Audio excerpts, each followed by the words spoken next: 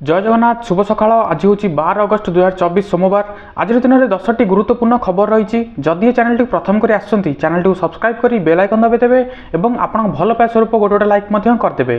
सहित आम video T क्यों जिलूर देखुं कमेंट मध्यम जनईदेवे। आज खबर नंबर 1, प्राय 2 सप्ताह बीतला हेले राज्य संपूर्ण दूर होनी आलू संकट। उत्तर प्रदेश पर्याप्त परिमाण में आसीपारुनी कि पश्चिमबंगरू आमदानी स्वाभाविक होइनी। एपरिस्थिति में बेंगालुरु लुचाछपारे आसुथिबा आलू गाड़ी उपरे तीक्ष्ण नजर रखिबाकू गलाबाटर सीसीटीवी लगाइछन्ति सेठाकार सरकार। एपटे आलू संकट दूर पाई गतकाली पश्चिमबंग मुख्यमंत्री सह आलोचना करिछन्ति मुख्यमंत्री मोहन माझी। तेणु आगकू स्थिति स्वाभाविक हेबा अनुमान करा जाउछि। खबर नंबर 2, वर्षा जल निष्कासन समय कर्णाटकर तुंगभद्रा डैम एक गेट पानी सुअरे भासी जाइछि। गतकाली राति रे पानी निष्कासन समय पानीर प्रखर स्रोत चेन लिंक भांगी गेट भासी जाइथिबा जणा पड़िछि। एहाको दृष्टि रखी डैम डाउन स्ट्रीम अंचल को प्रशासन पक्षरु बन्या सतर्क सूचना जारी कराइथिला बेले गोटे गेट उपरु चाप ह्रास करने समस्त 5टी गेट खोली दि जाइछि। एहा फल जलभंडार जल क्षमता ह्रास पाइब एवं मरामती कार्य करा जाई पारियो बोली प्रशासन पक्षरु कुहा जाइछि। खबर नंबर 3, प्रति मासरे मिलिबो 3000 टंका। एमानंको नाम लिस्ट रे सामिल। गरीब चाषी मानक पई प्रधानमंत्री किसान सम्मान निधि, किसान समृद्धि केंद्र, किसान क्रेडिट कार्ड एवं प्रधानमंत्री कृषि सिंचन योजना समेत अनेक योजना कार्यकारी होइछि। एही सब योजना मध्य चाषी को बिहन और ऋण जोगाई दि जाउछि। 18 रु 40 वर्ष बयसर चाषी माने सामिल होई परिबे।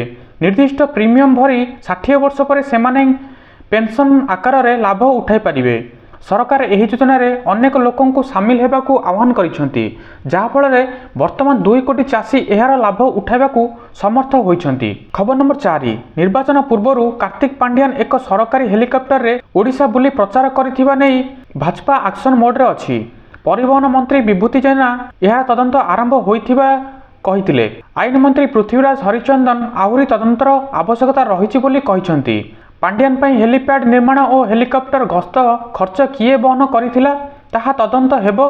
सरकारी खर्च रे हेलीपैड निर्माण होइथिला बोली जणा पड़िछि एवं पांड्यान पाखापाखि 400 रु 450 जगह बुलिथिले एहानि सूचना रहिछि। खबर नंबर 5, राज्य में मौसुमी सक्रिय रहिथिबारु वर्षा लागि रहिछि। शनिवार नयागढ़ सर्वाधिक 25.6 मिलीमीटर वर्षा रेकर्ड होइथिला बेले मालकानगिरी 13.4, सोनपुर 12, बारिपदा 8.4, बलांगीर 8, ढेंकानाल 7.6 और राउरकेला 4.8 मिलीमीटर वर्षा होइछि।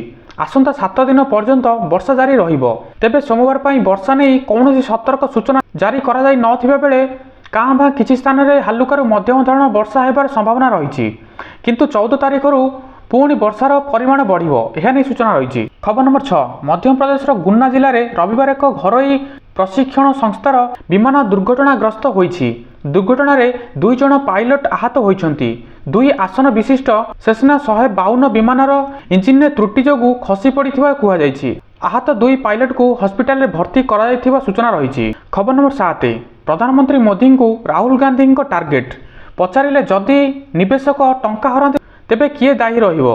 अमेरिकार अनुसंधानकारी कंपनी हिंडेनबर्ग एहार सविशेष रिपोर्ट रे शेयर बाजार नियंत्रण एसीबीआई अध्यक्ष माधवीपुरी बुचंकु अदानी ग्रुप सहित मिसी बड़ दुर्नीति करिथिबा अभियोग करिसेंति, जहा पर भारतर राजनीति तीव्र होइछि। विरोधी दलर नेता राहुल गांधी एक्स रे एक वीडियो वार्ता जारी करी एसीबीआई विषय रे प्रश्न पचारिथिले। से कहिथिले छोट खुचुरा निवेशकों संपत्तिर सुरक्षा दायित्व थिबा सेबी एहार मुख्यंक विरोध में होइथिबा गुरुतर अभियोग उपरे आपस बुझामणा करिसेंति। खबर नंबर 8, प्रधानमंत्री नरेंद्र मोदी गतकाली भारतीय कृषि अनुसंधान संस्थान रे कृषकों पई बड़ घोषणा करिसेंति। 109 प्रकार फसलर उन्नत बिहनर किस्म जारी करिसेंति। एही बिहन जलवायु अनुकूल एवं जैव सशक्त। प्रधानमंत्री एने कृषक एवं वैज्ञानिकों सह आलोचना करिसेंति। एही किस्मर बिहन कृषकों अधिक उत्पादन हेबा सहित पर्यावरण उपरे मध्य सकारात्मक प्रभाव पकाइबो बोली सूचना मिलिछि। खबर नंबर 9, अनुप्रवेश करी बेआईन भावे ओडिशा रे रहुथिबा बांग्लादेशीयों समस्या बढ़िला। सेमानंको पाखरे जदि भारत सरकारंको कौनसी बौद्ध प्रमाणपत्र नथिबो ताहाले सेमानंकु फेराई दिया जिवो। बांग्लादेशी अनुसंधानकारी नहीं आज एमती किछि कहते आईन मंत्री पृथ्वीराज हरिचंदन। मंत्री श्री हरिचंदन कहते जो बांग्लादेशी पूर्वर ଅନୁପ୍ରବେଶ କରିଛନ୍ତି ଓ ଏଠାରେ ବିଭିନ୍ନ ବୃତ୍ତିରେ ଅଛନ୍ତି ସେମାନଙ୍କର ଯାଞ୍ଚ ପ୍ରକ୍ରିୟା ଖୁବ୍ ଶୀଘ୍ର ଆରମ୍ଭ ହେବ। ଯେଉଁମାନେ ପାଖାପାଖି ଓଡ଼ିଶା କିମ୍ବା ଭାରତର ରହିବା ପାଇଁ ବୌଦ୍ଧ ପ୍ରମାଣପତ୍ର ନଥିବ ତାହେଲେ ସେମାନଙ୍କୁ ନିଜ ଦେଶକୁ ପ୍ରତ୍ୟାର୍ପଣ କରିବାର ବ୍ୟବସ୍ଥା କରାଯିବ ବୋଲି ମନ୍ତ୍ରୀ କହିଛନ୍ତି। ଖବର ନମ୍ବର 10 ପୂରଣ ହେବ 1300ରୁ ଅଧିକ ପଦବୀ, ଜାଣନ୍ତୁ କେଉଁମାନେ କରିପାରିବେ ଆବେଦନ। ଭାରତୀୟ ରେଳବାଇର ସାରା ବର୍ଷ ବିଭିନ୍ନ ପଦବୀକୁ ନେଇ ନିଯୁକ୍ତି ବାହାରେ। ଅନେକ ଯୁବକ ମଧ୍ୟ ଭାରତୀୟ ରେଳବାଇର ଚାକିରି କରିବାକୁ ସ୍ୱପ୍ନ ଦେଖିଥାନ୍ତି। ଆପଣ ଯଦି ଏହି ସ୍ୱପ୍ନ ଦେଖୁଛନ୍ତି ତେବେ ସୁଯୋଗ ଆପଣଙ୍କ ପାଇଁ। ଏନେଇ ଆର୍ଆର୍ବି ନିଯୁକ୍ତି ବିଜ୍ଞପ୍ତି ପ୍ରକାଶ କରିଛି। ଏହି ବିଜ୍ଞପ୍ତି ଅନୁସାରେ ପାରାମେଡିକାଲ ପଦବୀ ପୂରଣ ହେବ। ଏହି ନିଯୁକ୍ତି ମାଧ୍ୟମରେ ନର୍ସିଂ ଅଧୀକ୍ଷକ, ସ୍ୱାସ୍ଥ୍ୟ ଏବଂ ମ୍ୟାଲେରିଆ ନିରପେକ୍ଷ grade III, pharmacist, laboratory assistant grade II ସମେତ ଅନେକ ପଦବୀ ପୂରଣ ହେବ। ଏନେଇ ଅନଲାଇନ୍ ମାଧ୍ୟମରେ ଆବେଦନ କରିବାକୁ ପଡ଼ିବ। ଉଭୟ ପୁରୁଷ ଓ ମହିଳା ଆବେଦନ କରିପାରିବେ। ଏହି ନିଯୁକ୍ତି ମାଧ୍ୟମରେ 1300ରୁ ଅଧିକ ପଦବୀ ପୂରଣ ହେବ। ଯୋଗ୍ୟ ଆଗ୍ରହୀ ପ୍ରାର୍ଥୀମାନେ ଆର୍ଆର୍ବିର ଅଫିସିଆଲ ୱେବସାଇଟ୍ indianrailways.gov.in କୁ ଯାଇ ଆବେଦନ କରିପାରିବେ। ତ ଦର୍ଶକ ବନ୍ଧୁ ଏହି ଥିଲା 10ଟି ନ୍ୟୁଜ୍। ପ୍ରତ୍ୟେକ ଦିନ ସକାଳୁ ସକାଳୁ ଏଇଭଳି ନ୍ୟୁଜ୍ ଦେଖିବା ପାଇଁ ଚ୍ୟାନେଲଟିକୁ ନିହାତି ଭାବରେ ସବସ୍କ୍ରାଇବ୍ କରିଦିଅନ୍ତୁ ଏବଂ ଲାଇକ୍ କରିବା ପାଇଁ କେବେ ଭୁଲିବେନି।